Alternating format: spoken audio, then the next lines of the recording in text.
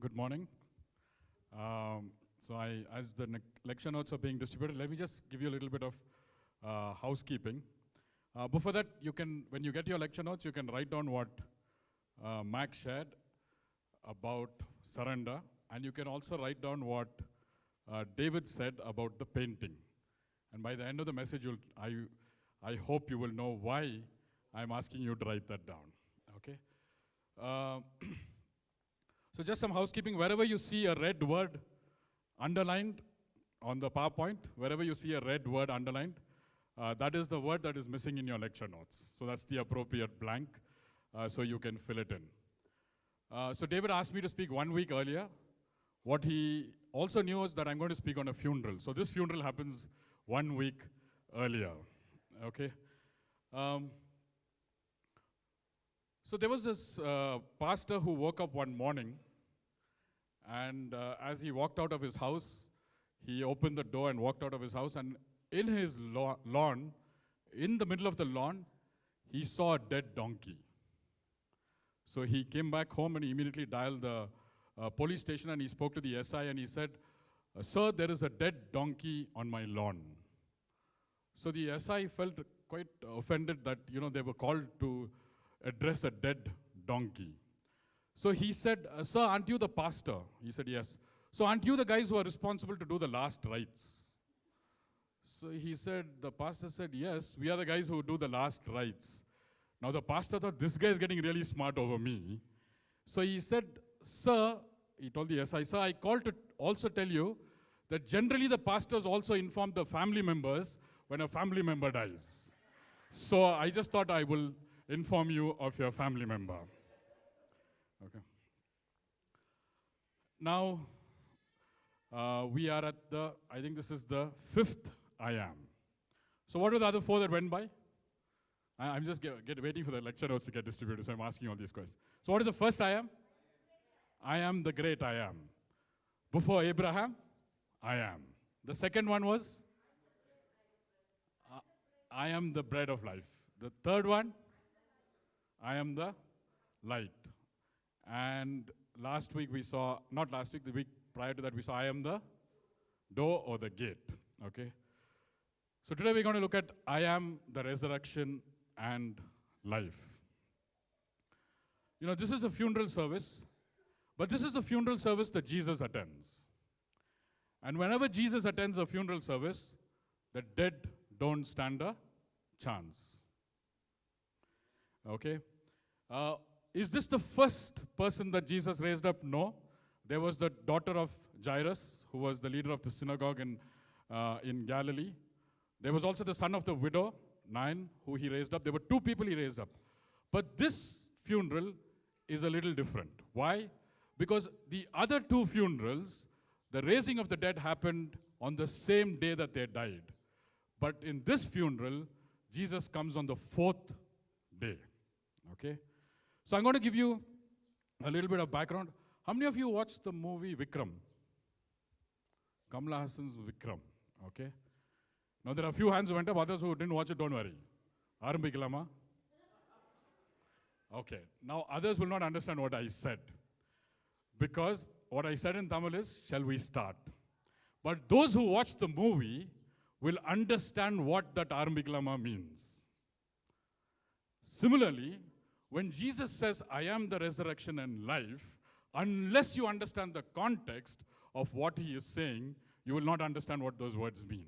And therefore today, I hope in sharing this story that I am able to build the context of when Jesus said this and why Jesus said this. So this is the background. It takes place between December, because it was after the Feast of the Dedication, which Titus labored on when he spoke about what the Feast of the Dedication was, or the Feast of Lights. This is when there was 8 days of celebration on the rededication of the temple. And this happens between December, that is the Feast of Dedication, April, which is the Feast of the Passover. Okay, so there is going to be the Passover. Jesus leaves and he moves to the Dead Sea, and he and his disciples are there at the Dead Sea, and they're waiting for the Feast of the Passover. So Passover is again a 7-day celebration, where they remember how God, raised Moses to bring them out of the wilderness. And remember all those 10 plagues. They have bread, and there's a Seder meal during the Passover, which reminds them of what they were in bondage and what it is to be free. So I'm just giving you a quick glimpse of what it is. So this is happening between December and April. Jesus and his disciples are down at the Dead Sea. Mary, Martha, and Lazarus live in Bethany. This is a town in Jerusalem. So these three lived there. And whenever Jesus came to Jerusalem, he always stayed with Mary, Martha, and Lazarus. So this was his second home. There is a reason why I'm saying this. This was his second home. So whenever he came there, he lived in their place in the town of Bethany. This entire funeral or this story is narrated in chapter 11. Now you must understand, how many chapters are there in the book of John? You can turn and look in your Bible. No, 21. Okay, there are 21 chapters. So something very important to note is that amongst the four Gospels, that is Matthew, Mark, Luke, and John, the total number of chapters are 89. How many chapters are there? 89 chapters. 85 chapters of those 89 chapters address the last 3.5 years of Jesus. 85 chapters of the 89 chapters talk about the last 3.5 years of Jesus. And 27 of the 85 chapters speak about the last 8 days of Jesus' life. Okay? So it tells you the importance that was given to the last 8 days of Jesus' life, because after this chapter, the remaining 10 chapters talk about the 8 days of Jesus' life. And we see that this is one of those last days where the time is coming for Jesus to, be crucified. So there is a lot of emphasis on his death, burial, and his resurrection. Now, I have to give you a little bit of background of Mary and Martha. This is from Luke chapter 10. So we all know the story. We know the story that, there was a day where Jesus was visiting Mary and Martha. Martha was, preparing dinner and making sure that everything was served right, and she was looking after the service aspect, while Mary sat at Jesus' feet.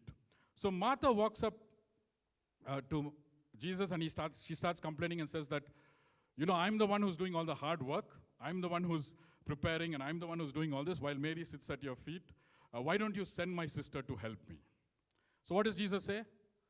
Martha, you look really troubled and worried about all this. Mary has chosen the better thing to do, okay, the right thing to do, and she has chosen to spend time with me. Now, I'm going to ask you a question. Okay, many people like the story for one reason, because many people believe it's better to sit at the feet of Jesus than to serve. I want to say something this morning. I like Martha. I like people who serve, who are on their feet, who are all the time doing things, okay? I'm not saying who's right or wrong, I'll tell you what I mean. Okay, so we see there are people who want to serve, and here's Martha who wants to serve. It's very easy to be an armchair captain, or an armchair pastor, or an armchair, a preacher. It's very easy to be all that. I don't know how many of you watch cricket, but I'm a great armchair captain. So I sit there and think, who asked this guy to bowl? Huh? And after he bowls, I say, is this the delivery to bowl at this time? And when the ball is coming high, and I'm saying, and the guy drops the catch, I say, I would catch that in my left hand. But all this I'm sitting on my armchair and doing. The last time I checked, I never played for India. And so it becomes very easy. Now, I want to say that there must always be a balance between serving and worshiping God.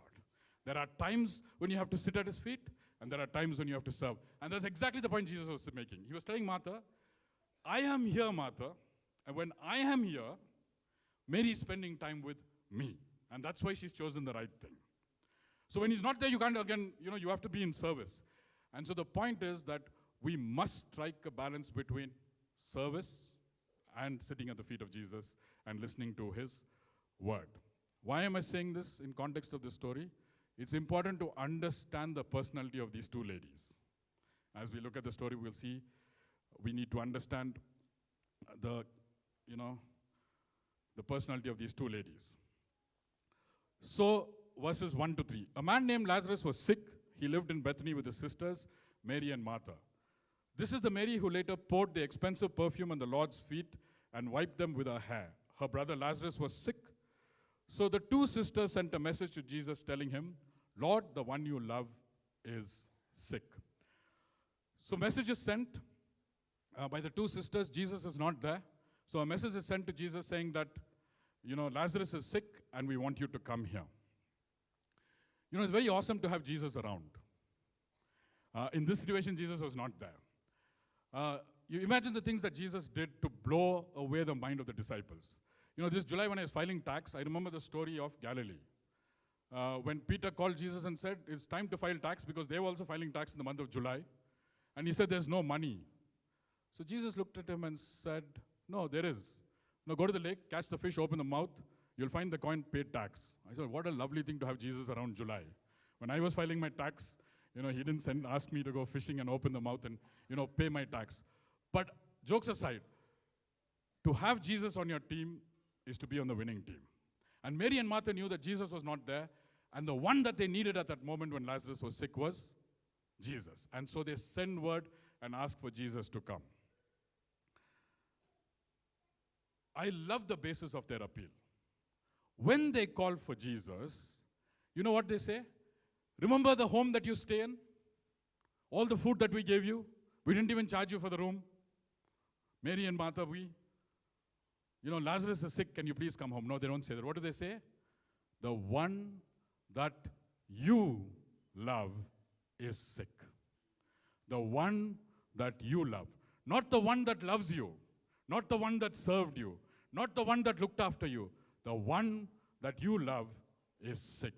Your property is in danger. I love the basis of that appeal. I love the basis of the appeal. So here's something what I want to tell you. People believe that if you love Jesus, if you love God, and if God loves you, you will not fall sick. I want to tell you this morning, even if Jesus loves you, you can fall sick and tragedy can strike you. Because the one that you love is sick. It can happen to us. Then you may ask me, what about the faith preachers? They say, brother, if you have enough of faith, you will not get sick. Hallelujah. But every faith preacher will die because of his last disease. Will die because of his last disease. Which means it is not an indication that if you get sick or tragedy hits you, that God does not love you or that you don't love God. It can happen to anybody. What is interesting in this verse is that when the sisters call for Jesus, there is a word used, the one that you love. And that word is phileo. So we know all of us know what phileo is. It's a buddy love, it's friendship love. And then that verse responds and says, but when Jesus heard about it, he said, Lazarus' sickness, I'm reading from verse 4, will not end in death. No, it happened for the glory of God, so that the Son of God will receive glory from this. So although Jesus loved Martha, Mary, and Lazarus, he stayed where he was for the next 2 days. Very interesting. It says that Jesus loved Mary, Martha, and Lazarus, but the word love over there is agape love, which means unconditional, sacrificial, unending, unceasing love that he had for them. So let me translate that using the Greek words. It says, so Mary and Martha write to Jesus and say, your buddy is sick. And Jesus replies and says, I who love you with an unending love, with a sacrificial love, with an unconditional love, have decided not to come for 2 days. What you would expect in this verse is, if I wrote to somebody as my friend and said, I am in trouble, please help, I would expect Jesus to say, let's drop everything, immediately pack our bags and leave. But Jesus said, because I love you with an agape love, I'm coming 2 days late.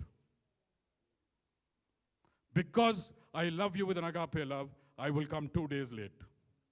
I will only leave after 2 days. Since Jesus loved them, he stayed for 2 more days. His delay is tied in his love. Okay, important. God's delays are not denials. God's delays are not denials. God is never late. He invited you at 10 o'clock, you arrived at 9:55.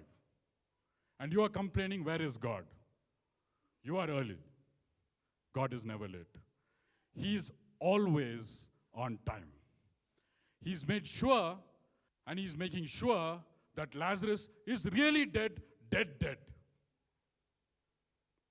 before he comes. Remember the other two resurrections happened immediately after they died. This one, he's making sure that he is dead before he arrives.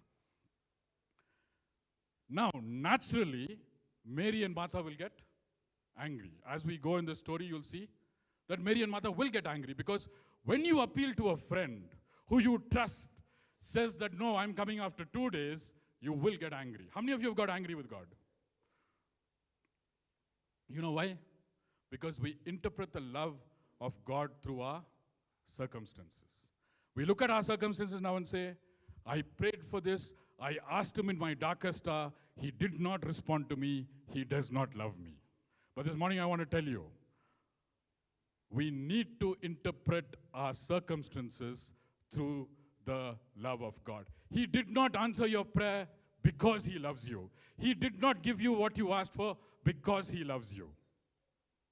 Don't look at your circumstance and say, he does not love me, that's why he did not answer me. He does not love me, that's why he did not give this to me.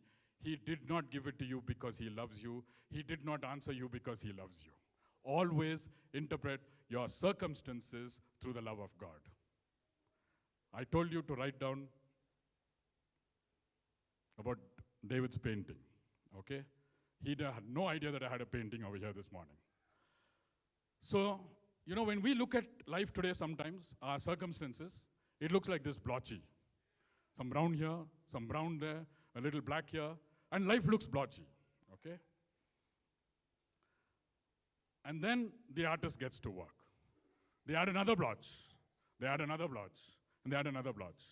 So at some other time you look at it and you say, okay, there's a little white now, there's a little blue now, and it still looks a little blotchy. Okay, so watch the painting, and then I will.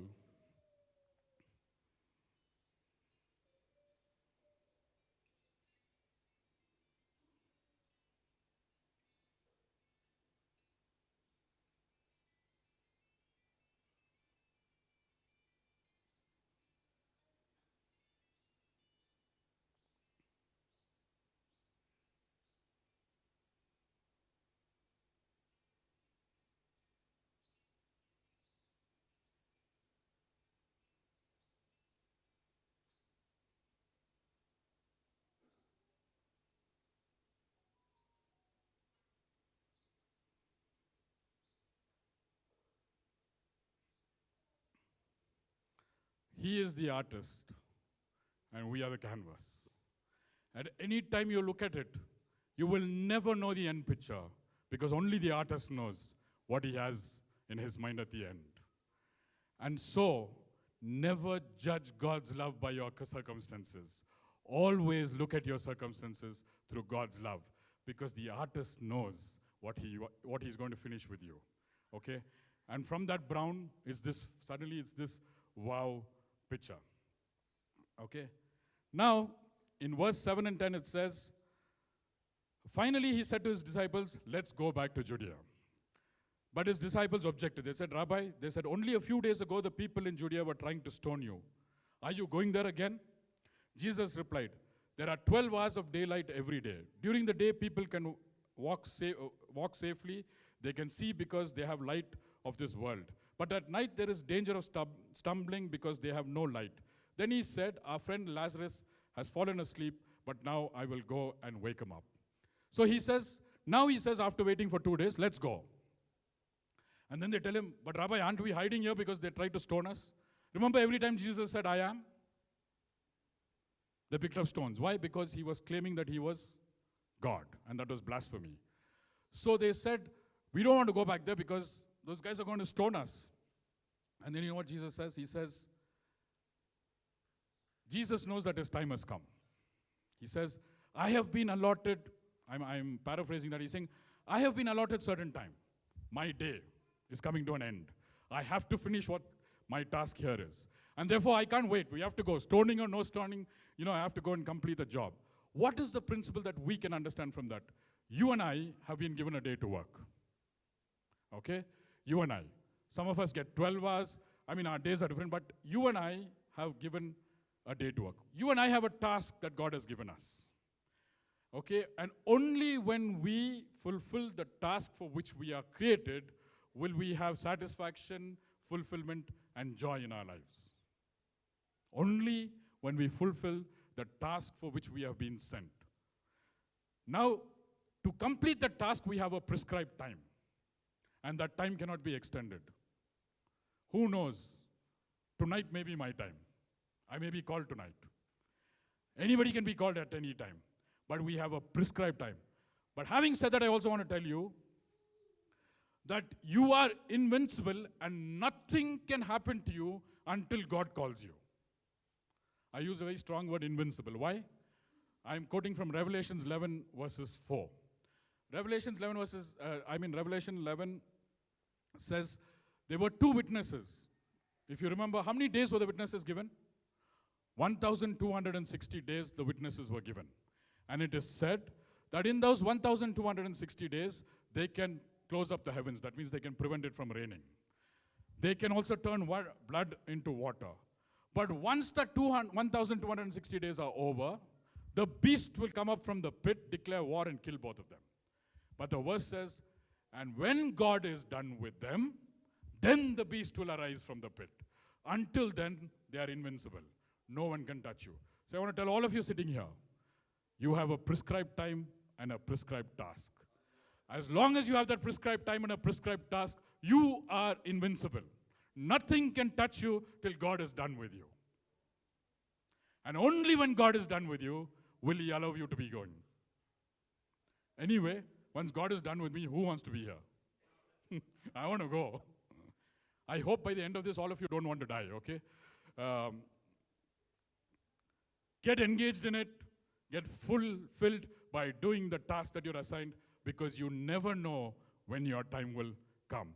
But it will only come when God allows it to come. Now, verse 11 and 13 says, then he said, our friend Lazarus has fallen asleep, but now I will go and wake him up. The disciples said, Lord, if he is sleeping, he'll get soon better.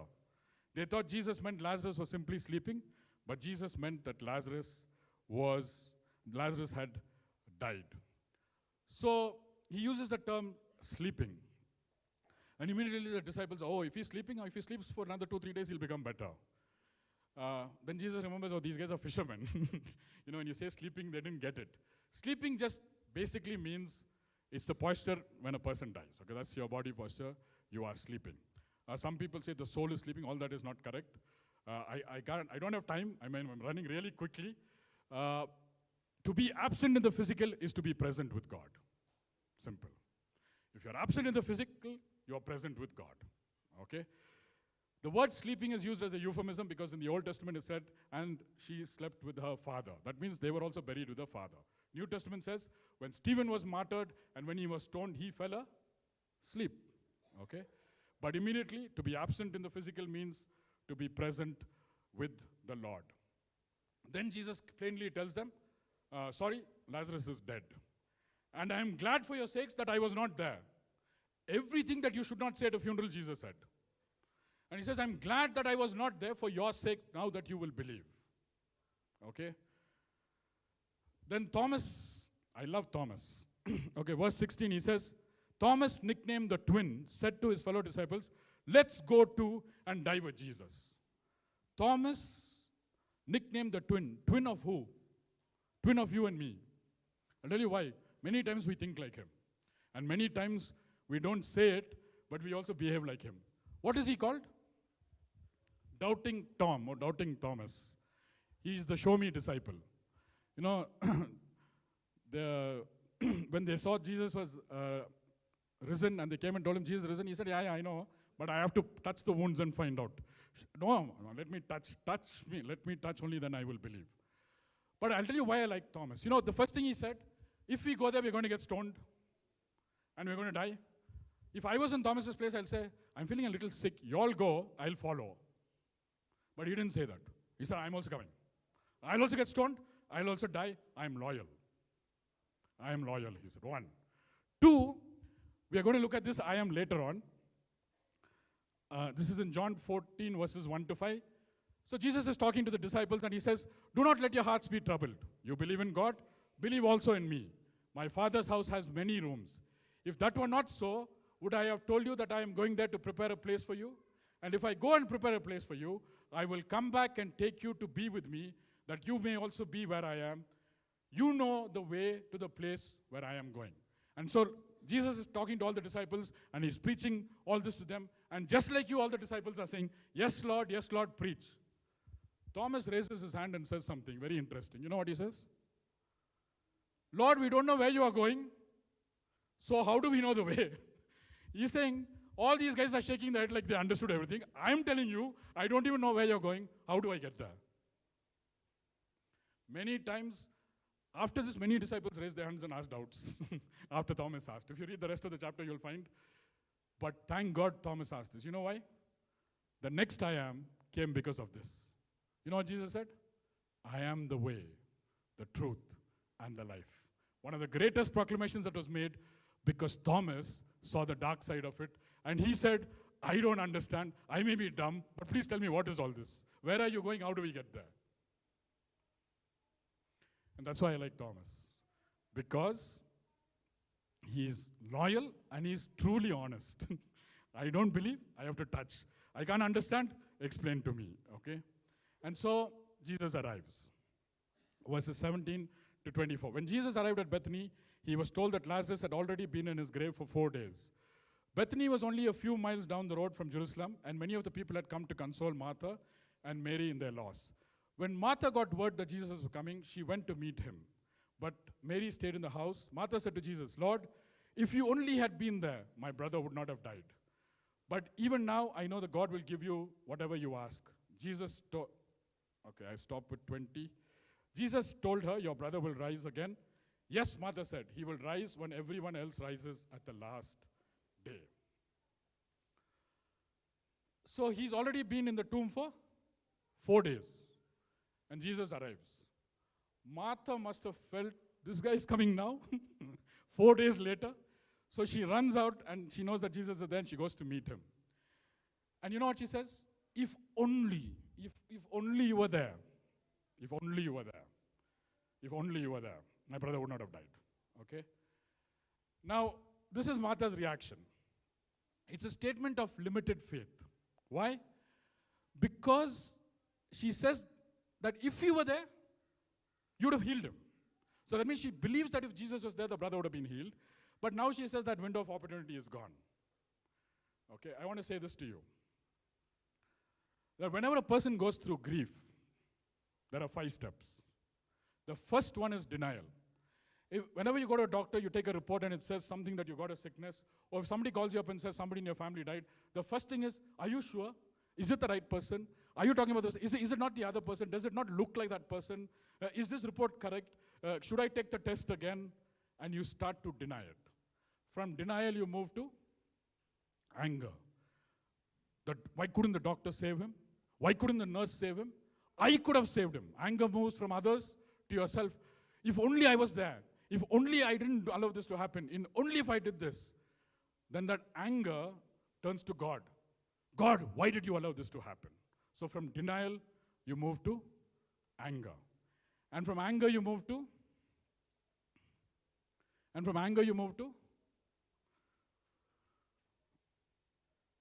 Bargaining. Then you say, please, Lord, please, I'll do anything. I'll do anything. Please don't let this happen. I'll do anything, Lord. I beg you, Lord. And you start to bargain with God. And then the truth sets in. And you know this is real. Depression hits you. You go to the bottom of a tunnel, a dark, dark, dark tunnel.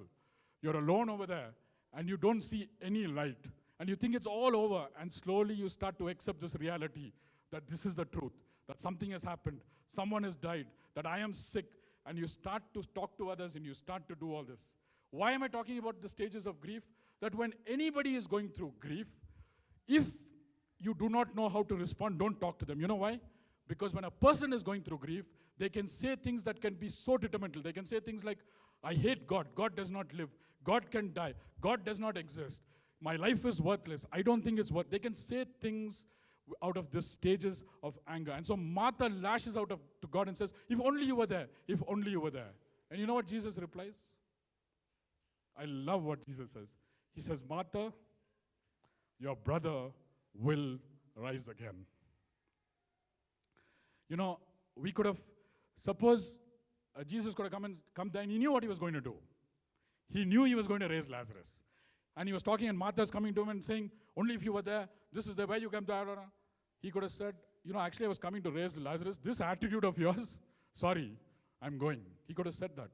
But he knows, he understands human grief. He understood what she was going through. And so he gives her that positive affirmation. He says, Martha, your brother will rise again. Your brother will rise again. And she said, she knew Daniel 12 very well. She knew the Old Testament. She said, yeah. On the last day, everybody will rise. He will also rise. I want to tell you, if I ever die, I will die. If I ever die, don't ever pray me back. Don't pray that I should be risen again. Okay? Because after you die, what happens? Absent in the physical, you'll be present with God. So you reach heaven and you're going, wow, wow, wow. And 4 days you're doing wow, wow, because it'll take all those days to do wow. And suddenly Jesus says, Glenn, I want to talk to you. And you go there and you say, you know, there's a group of people praying down in heaven, on earth. And you ask God, oh, nice to know that people are praying for me. Then he says, you know, what are they praying? Oh, they're praying and they're asking you to be sent back. And I say, oh, wow, they want me back. And so I said, so what's the problem? God said, no, there's a big problem. And I'm saying, like, what's the problem? So God says, we've decided to answer the prayer. And imagine I have to come back all the way to Kuno from, wow, wow, please never pray me back. I'm okay with a wow, wow, wow over there. The point I'm making is that, you know, Martha was saying that everyone will rise in the end, I know that. Here's the punchline, okay? And the punchline that Jesus says is this. He looks at Martha and he says this. He says, I am the resurrection and the life. He who believes in me, though he may die, he shall live, and whoever lives and believes in me shall never die. So he tells Martha, where I am, there is life. We all know that resurrection is an event, correct? We celebrate Easter, we celebrate the resurrection of the Lord. But in this 1 minute, Jesus takes resurrection as an event and makes it a person and says, resurrection is not an event. I am the resurrection. Where I am, there is no death. Death does not stand a chance. Though you may die, you will live forever because I am the resurrection and the life. This morning I want to tell you that because you love God, death has lost its sting and death will never have a hold on you because He is the resurrection and He is the life and death stands no chance in His presence. It does not stand a chance in His presence.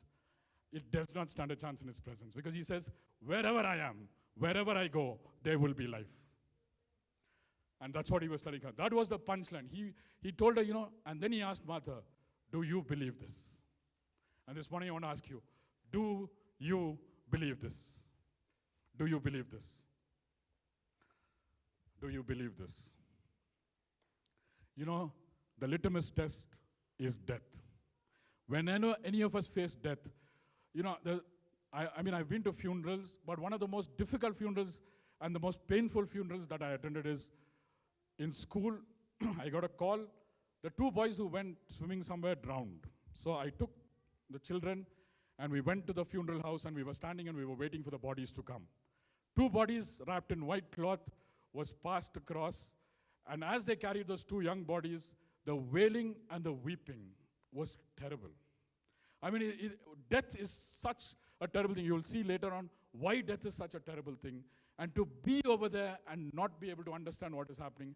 And you will understand when God says, I am the resurrection, the life, that on this I am hangs every other I am.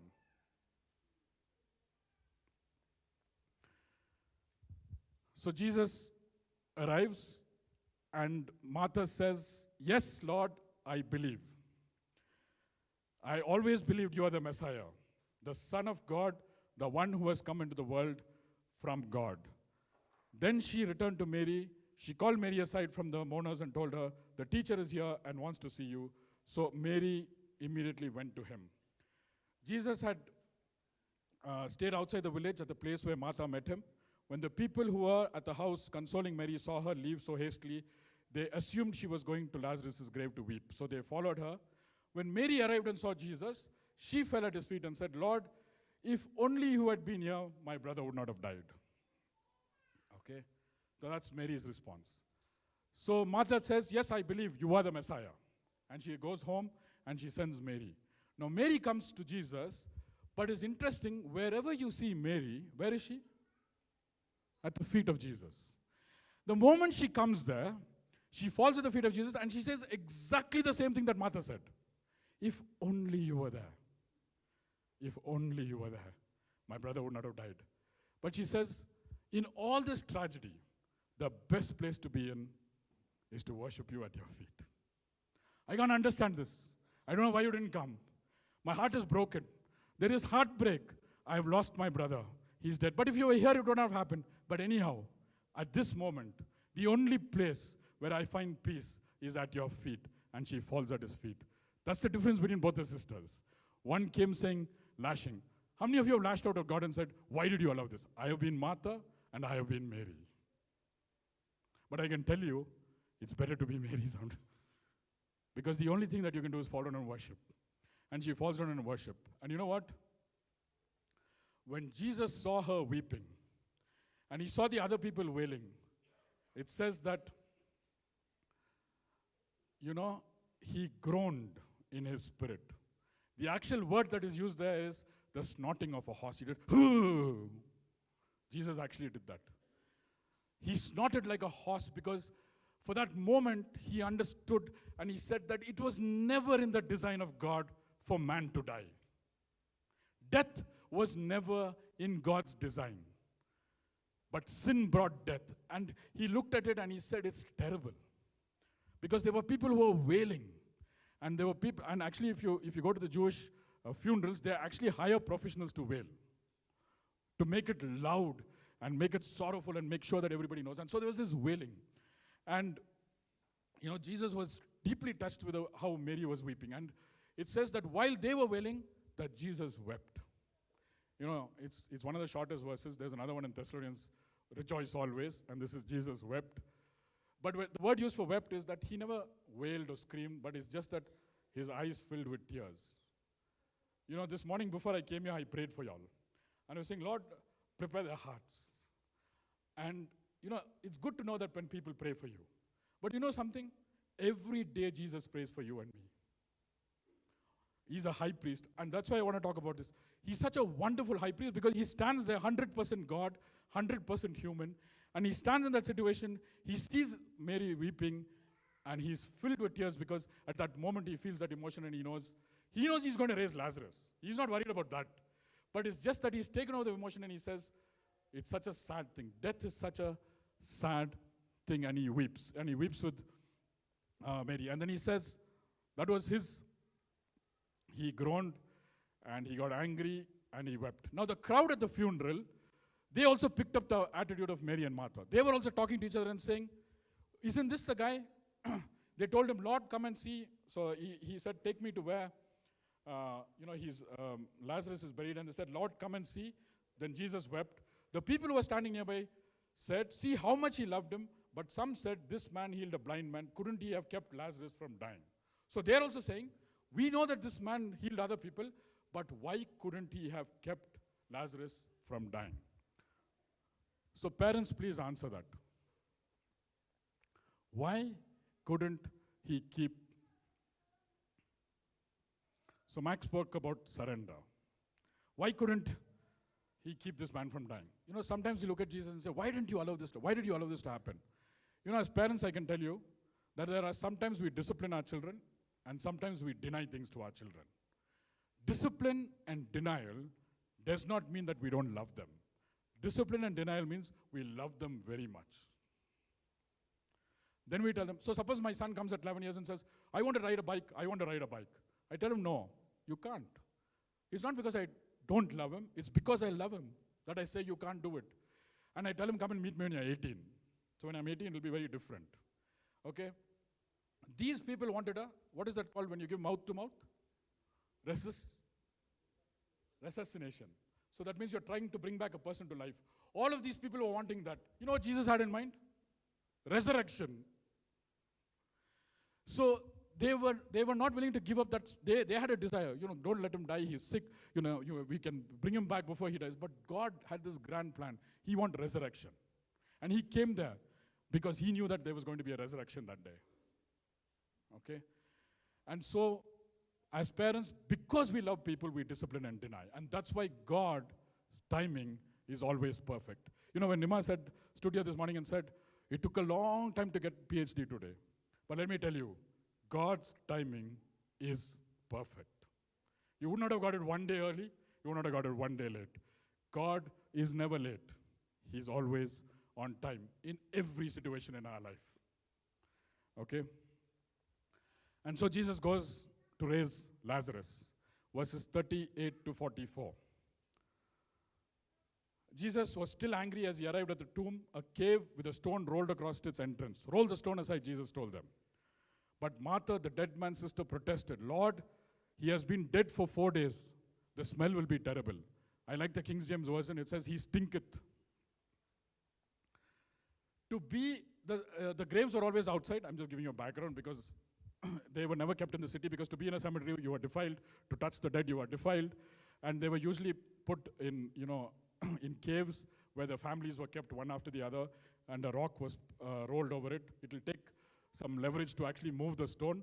So he calls these people and he asks to move it, to be rolled away. And he cried out in a loud voice. Jesus responded, didn't I tell you that you would see God's glory if you believe? So they rolled the stone aside. Then Jesus looked up to heaven and said, Father, thank you for hearing me. You always hear me. But I said it out loud for the sake of all these people standing here, so that they will believe you sent me. Then Jesus shouted, Lazarus, come out. And the dead man came out, his hands and feet bound in grave cloths, his face wrapped in a headcloth. Jesus told them, unwrap him and let him go. You know why Jesus prayed loudly? Because he wanted the crowd to hear. And he wanted the crowd to know that he had a relationship with the Father. And he said, because they should know, and it was a big event. Mighty events require mighty speeches. And he made the mighty speech. And I always wondered why he said, Lazarus, come forth. Imagine if he said, come forth. What would have happened? There would have been a dead man army coming out. Every single guy who was dead would have walked out of that Mount Olive, and there would have been like thousands and thousands coming out of that place. To limit the response, he said, Lazarus, come out. So that only Lazarus came out. Only Lazarus came out. And then, I want to tell you, what do we understand from this? When we come here to earth, we are all dead on arrival. You know what dead on arrival is? When you order a part, you take it home, it doesn't work on day one. All of you and I came here dead on arrival. You know, when we come dead, a dead man cannot say, let me improve my situation so that in my deadness I can become alive. You can't. You need help. And that's why God, in his goodness, it's a picture of salvation, that he calls us and brings us out of it. I just want to tell you, Lazarus is only the trailer. God left this in the Word of God for it as a trailer. You know what a trailer is? So I've just written a line here, picture baki hai, which means, it says in 1 Thessalonians chapter 4, that there will be the rapture of the church. What happens? Jesus descends with the archangels, and he says that all those who are dead in Christ will rise and catch up with him, and all those who are alive will then also catch up with him. So there is a day coming. There is a day coming when Jesus will come.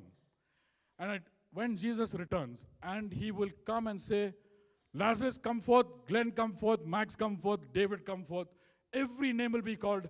I don't know whether they'll say come forth or come up, because in Revelation it says we will be caught up with him. So the word may change from come forth to come up, but all of us will be called, and all of us, like Lazarus, will come out in our resurrected bodies to be with the Lord. We will be called back, and we will, because death cannot defeat us, because the cross defeated death. And we will be called up to him, and we will become one with him. And that's why he said, in my Father's house, there are many rooms, and if it was not so, I would have not told you. So, the only thing is, if you're 90, 60, 70, after this message, don't go and look at the mirror and say, will I come back in this resurrected body? One thing I can assure you, you will come out looking much better. There will be an extreme makeover. but you will come back in the resurrected body, but there will be an extreme makeover. You'll look much better. So when you sleep tonight, don't look at your face and get disappointed. You will come out looking much better in the resurrected body, and you will come out. Now, all of you would have listened to this story and thought, the hardest part was to raise a man who was 4 days dead, correct? And Jesus did it. But that's not the hardest part of the story. The next two verses are the hardest part of the story to understand. So 45 and 46, many of the people who were with Mary believed in Jesus when they saw this, what happened, but some went to the Pharisees and told them that what Jesus had done. The hardest part of the story. Many believed. Actually, if you were there in the story, and if you saw a dead dude coming out of a grave after being there for 4 days, it should have written that everybody standing there believed. It should have written, everybody who was there believed. But it says, many believed. That means some did not believe. That's the hardest part of the story. That there are some people who still did not believe in Jesus. And that's what I want to tell you. You know, sometimes we think that if there are miracles, if there is a parting of the Red Sea, if there is a manna from heaven, if you see all this, people will believe. The human heart is so hard that after it sees all this, it still does not believe. The hardest part of the story is the hardness of the human heart. Okay? So I just want to end this and say that death has been defeated because He is the resurrection. Whatever tragedy happens in your life, you may be going through a valley, you may be in a mountain, whatever's happening in your life, whenever anything happens, God's delay is not denial. God's timing is perfect. Whatever stage of the picture you're seeing now, don't judge His love by your circumstances. Judge your circumstances by His love. God is always on time. Okay? God is always on time. So last week, I had gone to see my brother in Nasik. So I was staying in the hotel and I came down in the morning. And they have morning breakfast. So one of the waiters took me to my table. So to be polite, I asked him, good morning. He said, good morning. And I said, how are you? He looked at me and he said, sir, I'm blessed. I said, how are you? He said, sir, I am blessed. He does not know God. You don't know. But I thought, what a wonderful response.